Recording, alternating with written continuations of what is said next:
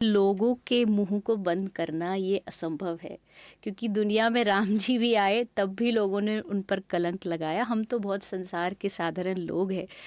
तो ये शुरुआत हुई कोविड के टाइम पर।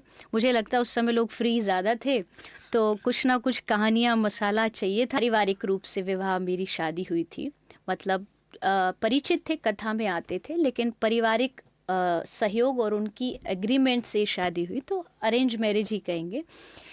लेकिन ये जो बात शुरू हुई, एक छोटा सा मेरा वाक्य था, शब्द था, सिर्फ इसलिए कि सब धर्मों का सम्मान होना चाहिए, लेकिन उसको कुछ लोगों ने गलत तरीके से प्रस्तुत करते हुए और फिर धीरे धीरे उसमें कहते हैं ना, पेट्रोल डालते हुए आगे चीज़ों को बढ़ाया, तो उसमें ये बात खबर फैला दी गई कि शादी एक मुस्लिम मुसलमान व्यक्ति से से हुई हुई और है। ये भी उसमें कहानी थी कि शायद वो ड्राइवर था जिससे हाँ इश्क जी, हो गया। बहुत सारी।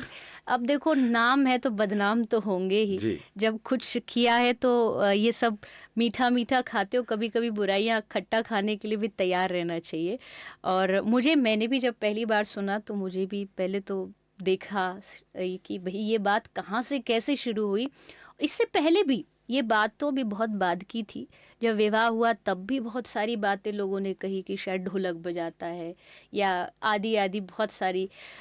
तो मैं तैयार थी इस चीज़ के लिए कि जीवन में ये सारी चीज़ें बहुत नॉर्मल है, और लोगों का मुंह तो 50 बातें होती है। फिर उसके लिए किसी ने सलाह दी, आप एक काम करिए, आप अपने सोशल मीडिया पर उस व्यक्ति जिससे विवाह हुआ है उसका गोत्र, उसका नाम, उसका परिवार सब लिख के दिखे। अपनी सोच जो एक बार बना लेते हैं वो बनाते, और मुझे उससे कोई फ़र्क भी नहीं पड़ता है। नदी का काम है बहते रहना, उसमें रुकावटें आएंगी।